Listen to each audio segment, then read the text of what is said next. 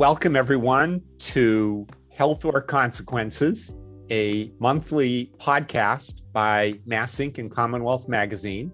I'm John McDonough, one of your hosts from the Harvard Chan School of Public Health, and I'm joined by my esteemed colleague, Paul Haddis, formerly of the Tufts University School of Medicine. We are re-engineering our podcast a little bit. We're going to organize it in the future under cutting edge questions, and then bring in the best people we could possibly imagine to be our guests to talk about the question. So today's question is the Massachusetts healthcare cost control model still working?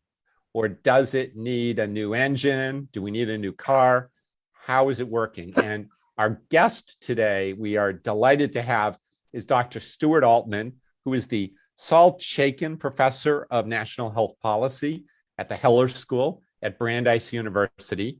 He has been deeper into health policy than any of us can remember. Just a little detail, his first health policy assignment was in the 1970s under the Nixon administration, running healthcare wage and price controls for the nation. That's how he got his baptism by fire in health policy, and he's been going full steam ever since. He's with us today because he's also the chair of the Board of Commissioners of the Massachusetts Health Policy Commission, which is the public organization established back in 2012 with the obligation to monitor the Massachusetts healthcare system and to blow the whistle when spending goes out of control. And Paul and I, who keep our ears to the ground, have heard some whistles. And so we're here to talk to Stuart about that. And so to get the conversation going without further ado, I'm going to hand it off to my colleague, Paul Haddis. Thank you, John. And Stuart, welcome to joining us. Really appreciate you're doing this with us today. A couple days from today, as our audience is hearing this podcast, your commission is holding its annual public meeting on cost trends for the state's healthcare system. Leading up to that, though, you and your colleagues have adopted a cost trends report with a number of new recommendations that seem to reflect to us somewhat of a pessimistic view, perhaps the most in the HPC's history, about the future of growing healthcare system costs. What are those key concerns? Well, first of all, let me restructure your question a little bit. I don't view it as a sort of a negative comment about where we've been, rather an assessment of where we should be going. Actually, I am very proud of the activities in the state of Massachusetts over these last almost 10 years. If you look back on 2012, no state was really even in the game in terms of trying to control health spending other than the state of Maryland. And that's really a one-off state with a lot of unique characteristics that really aren't applicable in other areas. So here was the state of Massachusetts, thanks to people like John McDonough, who had moved forward in 2000 to create a true, as best as possible, national health insurance model in 2006, with a commitment that in the future would try to control healthcare spending. And it was a give and take in terms of compromise to pass what became known as Section 224 in 2012. And it did some amazingly pathfinding things. For example, it's the first state and only state that said we're concerned about total healthcare spending, not just our Medicaid spending, that we are going to set up a semi-independent commission, as you pointed out, to analyze what's going on and point fingers where things can be improved. And we've been amazingly successful. Let's face it, Massachusetts is a wonderful state with a phenomenal group of entities that really provide first-class medical care, but it's also very expensive. And it was the most expensive state in the United States when it came to healthcare. Since 2012, our growth rate has been under that in the US We are no longer the most expensive state, thanks to the state of Alaska. In addition, our growth rate is almost in the average for the country. And so we've been amazingly successful. But it is also the case that over the last couple of years, the growth rate, while not way above what's going on in the rest of the country, is exceeding what we call our benchmark, which was set first at 3.6 and now at 3.1. And so we are saying, all right, we've been successful. Many other states are adopting part of our model. But could we be more successful in the future, given the complexity of our system and the recommendations we've put forth in our cost trends report, which will be discussed next Wednesday, so to try to take us to that new frontier. So I view it as a success that we hope will continue. So Stuart, we notice in the recommendations next week for the first time that the commission is suggesting that we actually impose state mandated cost controls on some of the highest cost providers. Seems like a strong departure from how the commission has done its work. How should we look at that? How should we understand that recommendation as far as you and the commissioners have framed it? Well, let's take a look at what's happened over these almost 10 years. First of all, we have substantial price differentials between our most expensive delivery systems, which turn out to be among our quote unquote best known, if not highest quality systems. And those price differentials between the high end entities and the low end entities, which often are our community hospitals and our individual physicians, that gap has continued without abatement. And not only that, there are several aspects of our system that we've tried to improve, which is that we as a state disproportionately use our most expensive facilities for even basic healthcare, some of which could be done in less expensive facilities. We're not talking about the sickest people who need to go to our big academic medical centers, but fairly routine care that's now being done in these centers that could be done in community hospitals or in clinics and so on. So our recommendations say, if we're going to take this activity to the next level, we need to sort of slow down the top end.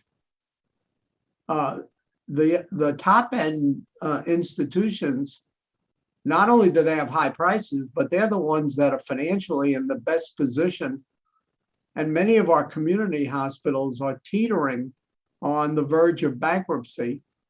It's forced a number of them reluctantly to either close or to affiliate or to be bought over by the big institutions.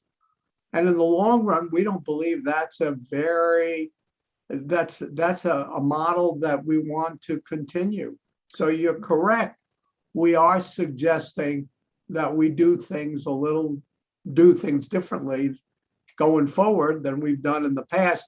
And by the way, we're sort of building on what has become the recommendation from a number of very well-known health economists, one of whom testified last year, Dr. Chernow from your great school of Harvard, School of Public Health and Healthcare, and also Lemoy Daphne, who's in your business school.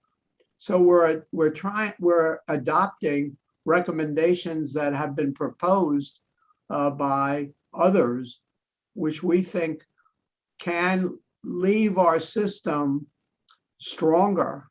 And by the way, we have no interest in clipping the wings of our best institutions.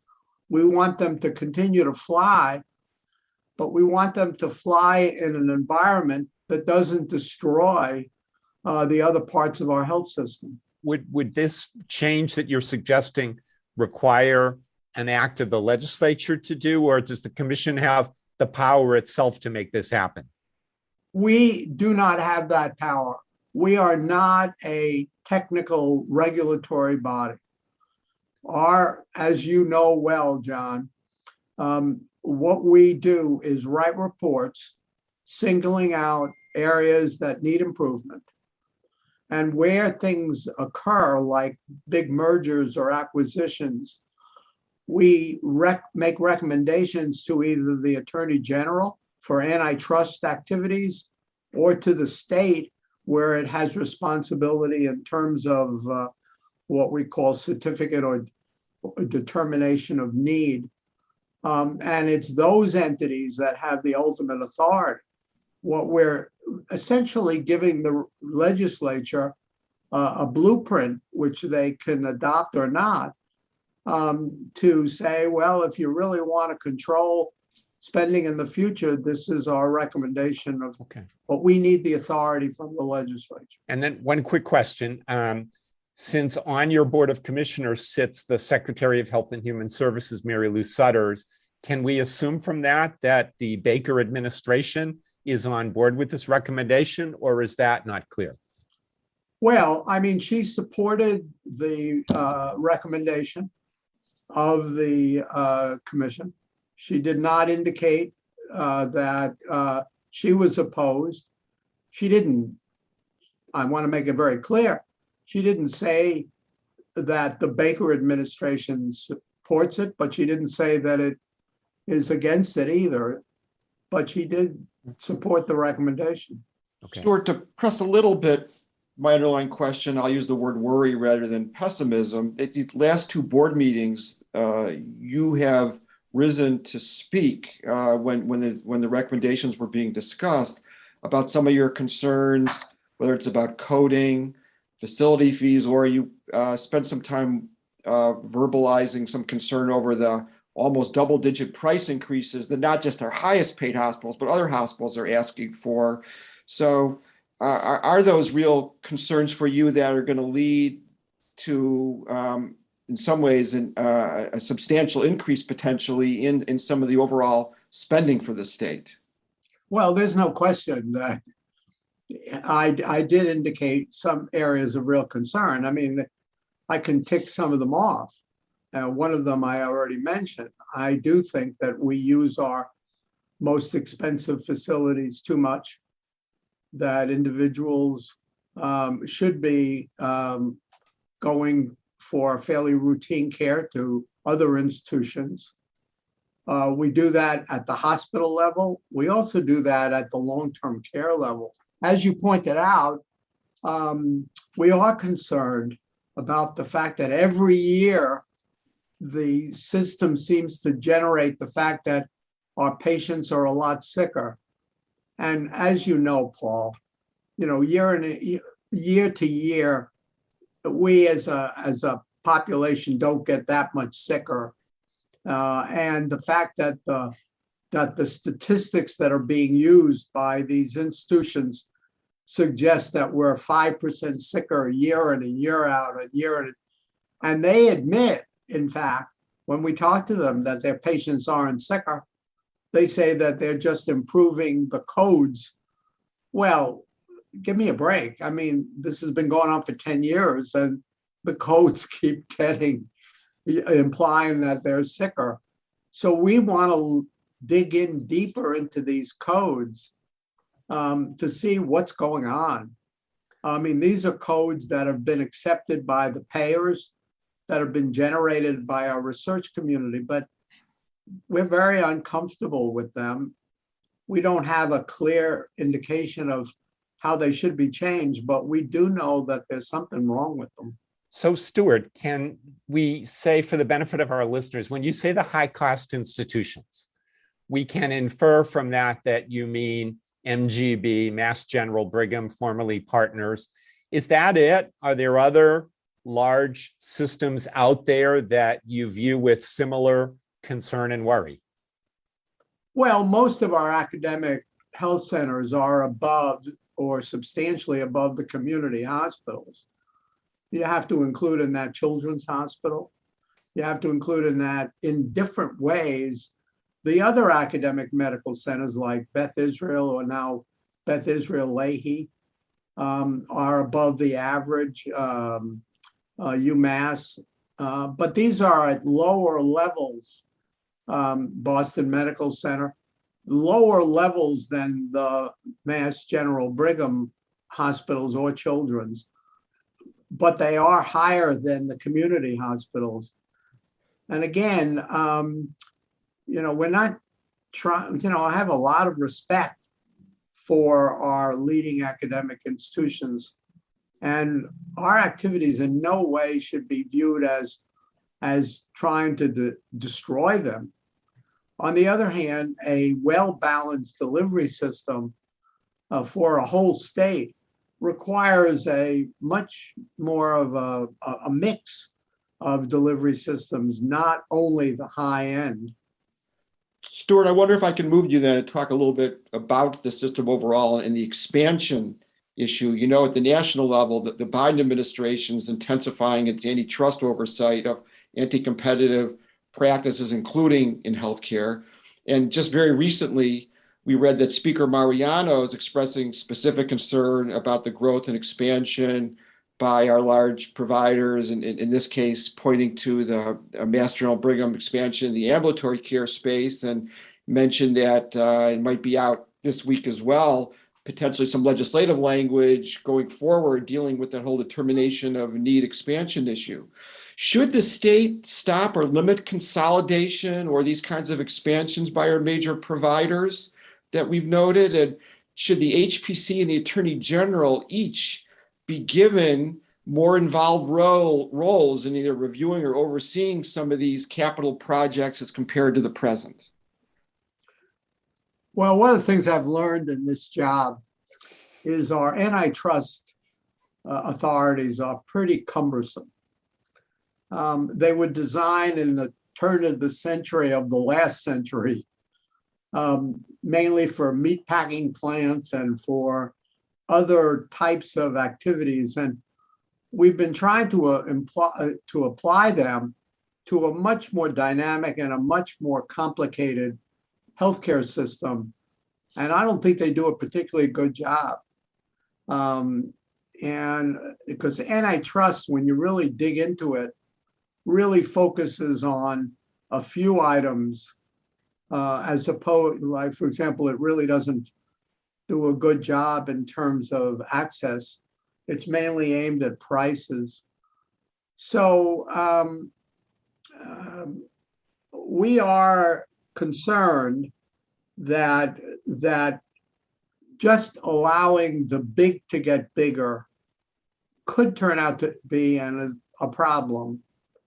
Again, as I said before, we believe we need a balanced system with a vibrant community hospital and community physician availability of services, as well as our academic, which is what many other states have. I mean, we're very top heavy in a way, which is a good thing because it provides good quality care, but it's also a very expensive thing.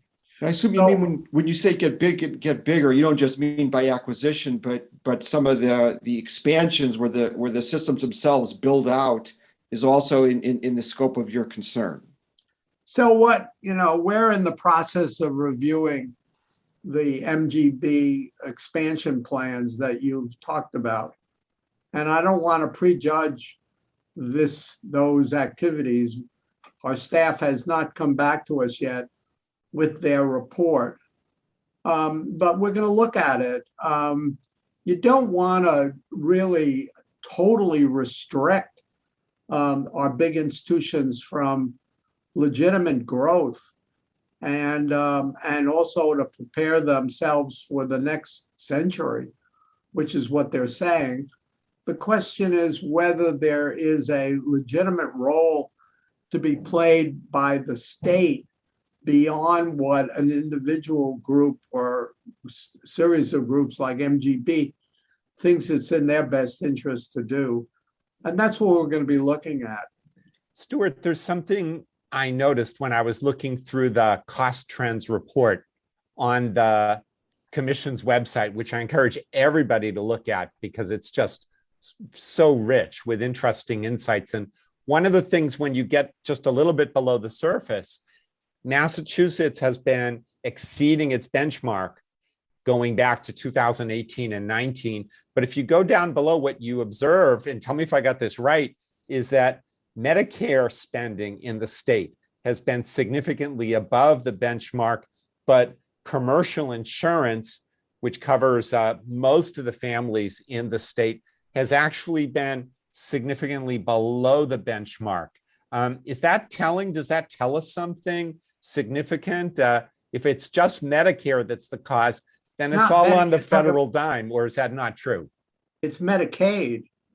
Medicaid has been above, and the reason why Medicaid spending has been above, remember, we're talking about spending now. Mm-hmm. And Medicaid spending is being driven by enrollment growth.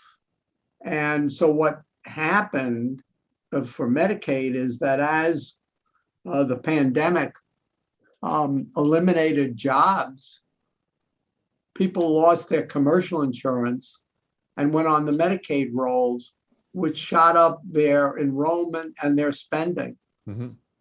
Medicare itself has not been growing. It's been growing because of enrollment. One of the things that's happening both in this state and around the country is that Medicare has been controlling its rate per unit by holding back what its growth rates are, but its spending is going up because of more and more people reaching age 65. Mm-hmm. So, yeah, we have this dynamic. You have Medicare, you have Medicaid, and you have commercial. And what we have done, which makes our state pretty unique, is that our constraints have slowed the commercial spending, mm-hmm. where in other parts of the country, the commercial is just running rampant. But it's also still true that if you look at that report, we have some institutions that are being paid close to 300% of Medicare, and that the average is close to 200% of Medicare. So the commercial rates are being held somewhat back compared to the national, but they're still significantly higher than Medicare and Medicaid. Stuart, let me ask you then some of the national related question, because I know over the years, you've been out talking to people in other states about what's happening in Massachusetts, and your comments earlier about the success of the initial 2012 law in your mind. And some states are beginning to emulate that model. As you look at the world today, would you still recommend that they follow our approach, or would you suggest a more Maryland style of tougher cost controls, a little bit more governmental regulation is where they should be headed? What are you hearing from colleagues around the country as they think about these things with you? Well, listen, we're dealing with technical but political issues. These states need to sort of learn how to crawl before they walk or run. And the reason why they're so interested in our model is that it's a quasi-regulatory as opposed to a full-blown regulatory system. As you pointed out in the introduction, John, to my life, I had the unique pleasure or pain of being the only individual that ran a national regulatory model for total healthcare spending in the early 70s. And I want to tell your listeners, being a regulator in healthcare is no easy job. And it's not for the faint of heart. Not only that, but it's also pretty complicated, and you can really get it wrong. People have this view, well, all right, if the government regulates, all is going to be beautiful. All the pieces are going to fit together in just the right way. Well, that's a possibility, but it's also a possibility all the pieces go in the wrong direction, and you can have chaos. So regulation should not be taken as a first shot. And so what I think these other states have done, which is why we've become such a good role model, is to try to emulate what we set out to do in the beginning, which is to have groups like the Health Policy Commission and CHIA, first of all, generate the kind of information, John, that you see in our report. We know in Massachusetts much more about how things work in our state than other states know about their own state. And that's very helpful. And so what we're recommending and what some states are doing is developing a better data system, and then a health policy-like commission, which tries to sort of gain a better policy sense of what to do. The idea of jumping from nothing into a highly regulated system like Maryland is a really dangerous game. And as I pointed out, Maryland itself is not a model that a state can do without very strong federal help. I don't know if you know this, Paul, but I think you do, and I know John does. Maryland survives with a huge amount of extra money being generated by the federal Medicare program to balance its spending. So yeah, it's an all-payer system, but it is not something that could happen without the federal government willingness to take on a much bigger financial role. And I don't see the federal government doing that. They're willing to do it in Maryland because they think it's a good learning tool. But I don't see the federal government saying we're willing to do it in other states. So Stuart, we're talking, and we're still in the age of the COVID-19 pandemic, still going on. As you formulate your recommendations in the commission, do you have some caution about, gosh, now's not a good time to beat up on the healthcare sector when they're on the front lines battling the COVID pandemic? And does it just strike a discordant note while we're trying to pull together and pull out of this terrible national calamity? Does that factor into your thinking and recommendations at all? Well, first of all, I would say it almost the opposite. What's happened in the pandemic is that our bigger, well-funded institutions are doing much better, and our poorer hospitals that are just survivor are in much worse shape. And so the pandemic has made the winners better winners and the losers more losers. So so that's the first thing. The second thing, we're talking about the future when the pandemic is over. But I think the pandemic did lay bare what is happening between, as I said, winners and losers. And the problem, not only in this state, but around the country, is that what matters to an institution is not whether it's a high quality or a low quality, it's what its patient mix looks like. And those that have primarily privately insured are doing okay, and those that are treating primarily Medicare and Medicaid are not doing okay. I don't think that's a very healthy environment. So we need to do something about that. And again, our recommendations are really for the future, but you should not think of them as being about making things worse in the pandemic. Quite the opposite. We may need to meet, and I think the speaker's op-ed piece makes that clear, that he wants to see those struggling community hospitals have a better shot at survival.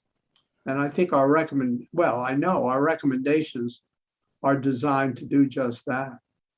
Stu, as we're heading towards the close of our discussion with you, and you mentioned, your recommendations are aimed towards the future, but let's personalize that to you, as somebody chair of the HPC since 2012, been in healthcare policy since the early 70s.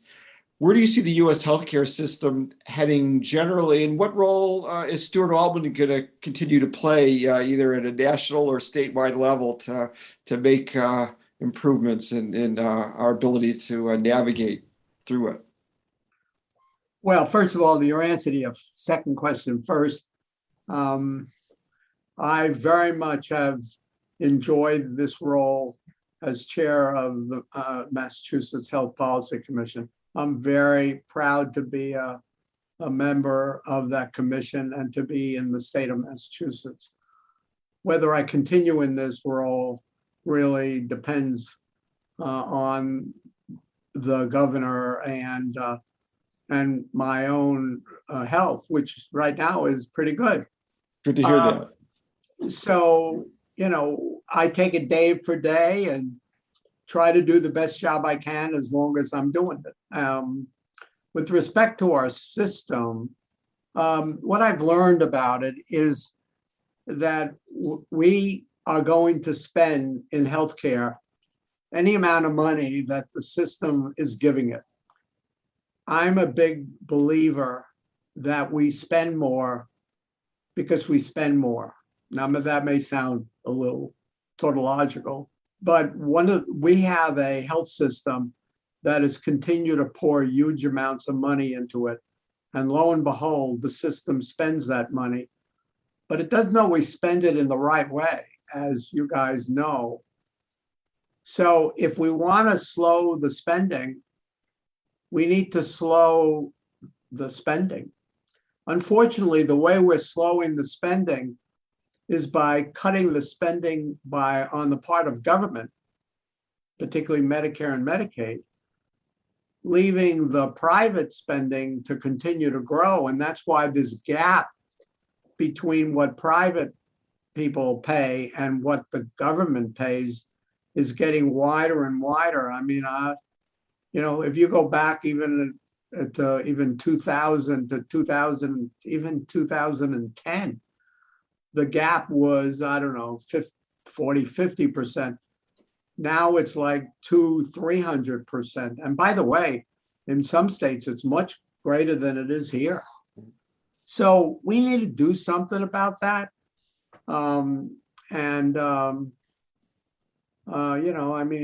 it has to be done.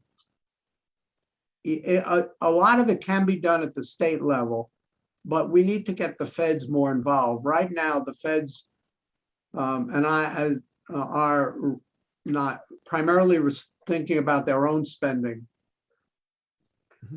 And, when I chaired ProPAC many years ago, I did too. I worried about the Medicare program. And that's what's happening now. We have MedPAC, which is a wonderful organization, but it's primarily focused on what is Medicare doing. Well, I'm sorry. I think the federal government needs to have responsibility beyond the Medicare program, just like we in the state are trying to look at the total spending. So I think we got some work to do.